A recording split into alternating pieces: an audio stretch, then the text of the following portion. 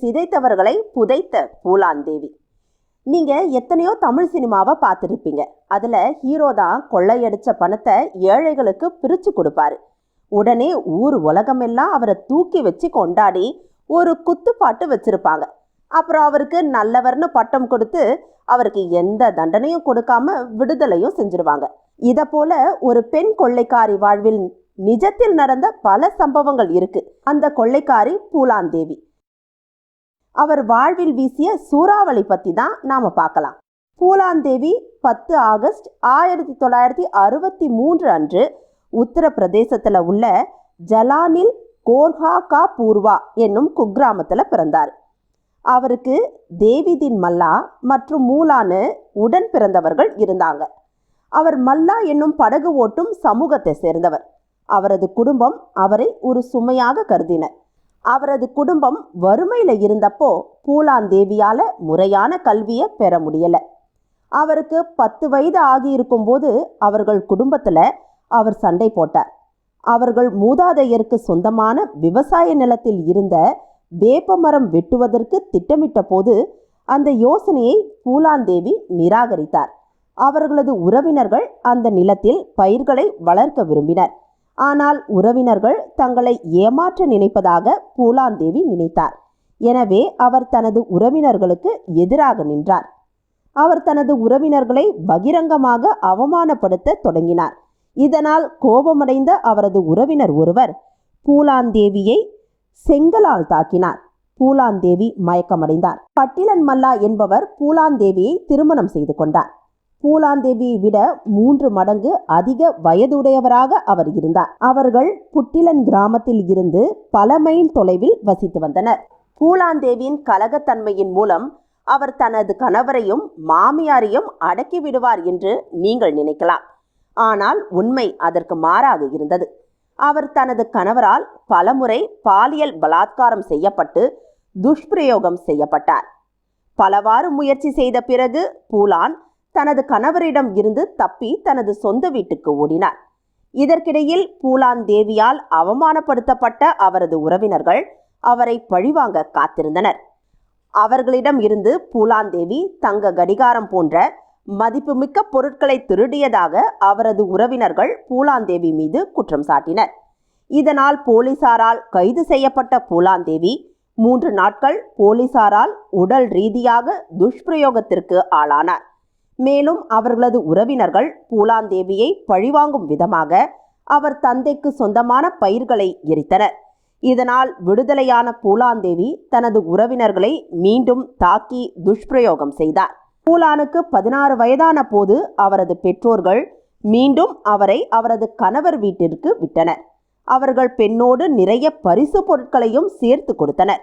இதனால் பூலானின் மாமியார் அவரை ஏற்றுக்கொண்டார். பின்னர் அவர்கள் பூலானை அவர் கணவனுடன் அமைதியான வாழ்க்கையை வாழ சொன்னார்கள். ஆனால் அவரது கணவர் மீண்டும் அவரை அடிக்கவும் துஷ்பிரயோகம் செய்யவும் துவங்கினார். 1979ஆம் ஆண்டு பூலாந்தேவியின் பெற்றோர்கள் கொடுத்த பரிசை அவரது மாமியார் திரும்ப கொடுத்து விட்டார். அவர்கள் பூலாந்தேவியை ஒருபோதும் தன் மருமகளாக ஏற்றுக்கொள்ள முடியாது என்று கூறிவிட்டார். கணவர் தனது மனைவியை கைவிடுவது என்பது அந்த கிராமத்தில் மோசமான விஷயமாக பார்க்கப்பட்டது. எனவே அந்த கிராமத்தில் உள்ள அனைவரும் பூலாந்தேவியை வெறுத்தனர். ஏன் பூலாந்தேவி கொள்ளையராக மாற முடிவு செய்தார் என்பதற்கான சரியான காரணம் தெரியவில்லை. ஆனால் அவர் ஒரு புதிய வாழ்க்கையை தொடங்க விரும்பினார். எனவே அவர் கொள்ளைக்காரர்கள் குழுவில் சேர முடிவெடுத்தார். இது குறித்து அவர் தன் சுயசரிதையில் குறிப்பிடும்போது அது விதியின் தேர்வு என குறிப்பிட்டுள்ளார். கொள்ளையர்கள் குழுவில் சேர்ந்த பிறகு அவர் விக்ரம் மல்லா என்பவரை காதலித்தார். பாபு குஜர் என்னும் அந்த குழுவின் தலைவன் பூலானை பலாத்காரம் செய்ய முயற்சி செய்தார். அப்போது அவரை விக்ரம் சுட்டுக் கொன்றார். இதனால் விக்ரம் குழுவின் தலைவராக ஆனார். பின்னர் பூலான் தனது கொள்ளைக்கார படையுடன் தனது கணவரின் கிராமத்திற்கு படையெடுத்தார். அவர் தனது கணவரை மொத்த கிராமத்தின் முன்னிலையில் வைத்து அடித்தார். ஆண்டை கிராமத்து இளம் பெண்களை மணந்தால் அவர்களுக்கு இதே போன்ற நிலைதான் ஏற்படும் என்று அவர் எச்சரிக்கை விடுத்தார். ஸ்ரீராம் மற்றும் லல்லாராம் என்ற 2 ராஜபுத்திரர்கள் இருந்தனர். அவர்கள் தங்கள் தலைவர் விக்ரமால் கொல்லப்பட்டதை கேள்விப்பட்டு கோபமடைந்தனர். அடுத்த சில வாரங்களில் விக்ரம் சுட்டுக் கொல்லப்பட்டார். அதே நேரத்தில் பூலான் தேவி உத்தரப்பிரதேசத்தில் ராஜபுத்திரர்களின் கிராமமான பெக்மாயில் என்னும் இடத்தில் ஒரு அறையில் வைத்து பூட்டப்பட்டார். அவர் ராஜபுத்திரர்கள் கும்பலால் பலமுறை பாலியல் பலாத்காரம் செய்யப்பட்டதாக கூறப்படுகிறது. அத்தகைய துன்பத்திற்கு ஆளான போது அவருக்கு 17 வயதுதான் ஆகியிருந்தது. பல வாரங்கள் அவர்களிடம் அவதிக்குள்ளான பிறகு தப்பித்து தனது கூட்டாளிகளை அவர் சந்தித்தார். பின்னர் அவர் அங்கிருந்து ஆண்களின் உதவியோடு ஒரு புதிய கும்பலை உருவாக்கி அதன் இணைத்தலைவராக ஆனார். பின்னர் அந்த புதிய குழுவை உருவாக்கிய இருவரில் ஒருவரான மன்சிங் மல்லாவை அவர் காதலித்தார். புதிதாக இருந்த இந்த கும்பலில் அதிகப்படியான அளவில் உறுப்பினர்கள் இருந்தனர். அந்த கொள்ளை கும்பல் தொடர்ந்து சம்பல் பள்ளத்தாக்கில் இருந்து கொண்டு செல்வந்தர்களிடம் கொள்ளையடிக்க துவங்கியது. 1981 பிப்ரவரி 14 அன்று சரியாக ஒரு வருடம் கழித்து தன்னை பாலியல் பலாத்காரம் செய்த அனைவரையும் பழிவாங்க பெக்மாய்க்கு திரும்பினார் பூலான் தேவி. ஆனால் அவரால் அந்த ஆண்களை கண்டுபிடிக்க முடியவில்லை. இதனால் மனமுடைந்த பூலான் 30 ராஜபுத்திர ஆண்களை கடத்தி அதில் 22 பேரை கொலை செய்தார். இந்த பெக்மாயில் சம்பவம் நாடு முழுவதும் பரபரப்பை ஏற்படுத்தியது. அவர்கள் பூலானை பேண்டிட் குயின் என்று அழைத்தனர். இந்தியாவின் முக்கிய குற்றவாளிகளில் ஒருவராக அவர் ஆகியிருந்த போதிலும் அவரை கைது செய்வது கடினமான காரியமாக இருந்தது. விரைவில் அவர் இந்தியாவின் ராபின்ஹுட் என்று அழைக்கப்பட்டார்.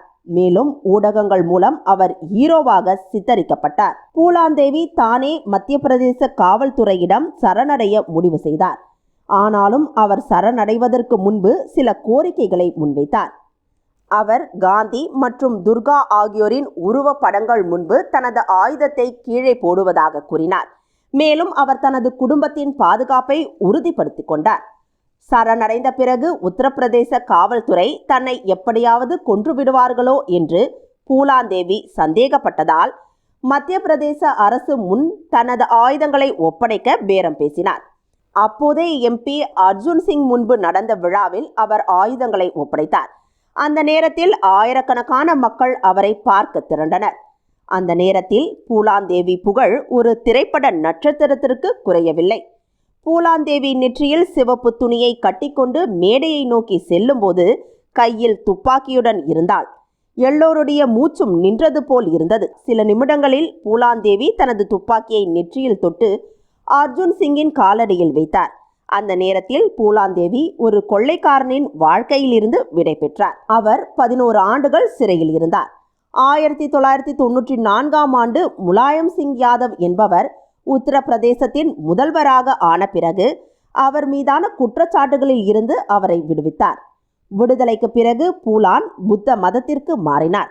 அவர் அமைதியான வாழ்க்கையை தேர்ந்தெடுத்தார். 1996இல் அவர் சமாஜ்வாடி கட்சியில் பிரதிநிதியாக இருந்தார். அவர் மிர்சாப்பூரில் நடந்த 11வது மக்களவைத் தேர்தலில் போட்டியிட்டார். அதில் வெற்றி பெற்ற பூலான் தேவி நாடாளுமன்ற உறுப்பினரானார். அதன் பிறகு 1988இல் அவர் தனது பதவியை இழந்தார். பிறகு 1999 தேர்தலில் மீண்டும் அவர் தேர்ந்தெடுக்கப்பட்டார். அதன் பிறகு அவர் கொலை செய்யப்படும் நாள் வரை நாடாளுமன்ற உறுப்பினராக பணியாற்றி வந்தார். 1985ஆம் ஆண்டு பூலான் தேவி என்கிற பெயரிலேயே வங்காளத்தில் திரைப்படம் வெளியிடப்பட்டது. இந்த படத்தில் ரீட்டா பதுரி, சுரேஷ் ஓபராய் மற்றும் ஜாய் பானர்ஜி ஆகியோர் நடித்தனர். மூத்த திரைப்பட தயாரிப்பாளரான சேகர் கபூர் 1994இல் பேண்டிட் குயின் என்ற படத்தை தயாரித்தார். இந்த திரைப்படம் மாலா சென் எழுதிய இந்தியாவின் கொள்ளை ராணி பூலான் தேவியின் உண்மை கதை என்ற பெயரில் 1993ஆம் ஆண்டு வெளியான புத்தகத்தை மையமாக கொண்டு எடுக்கப்பட்டது. இந்தியாவின் கொள்ளைக்கார ராணி ஒரு இந்திய பெண்ணின் அற்புதமான பயணம் என்ற தலைப்பில் தனது சுயசரிதையை வெளியிட பூலான் தேவி திட்டமிட்டிருந்தார். பூலான் தேவி புட்டிலால் மல்லாவை திருமணம் செய்து கொண்டார். அவர்கள் இருவருக்கும் குழந்தைகள் இல்லை. 25 ஜூலை 2001 அன்று அவர் டெல்லி பங்களாவுக்கு வெளியே சுட்டுக் கொல்லப்பட்டார். இதில் முக்கிய குற்றவாளியாக சந்தேகிக்கப்பட்ட ஷெர்சிங் ராணாவுக்கு 14 ஆகஸ்ட் 2014 அன்று ஆயுள் தண்டனை வழங்கப்பட்டது.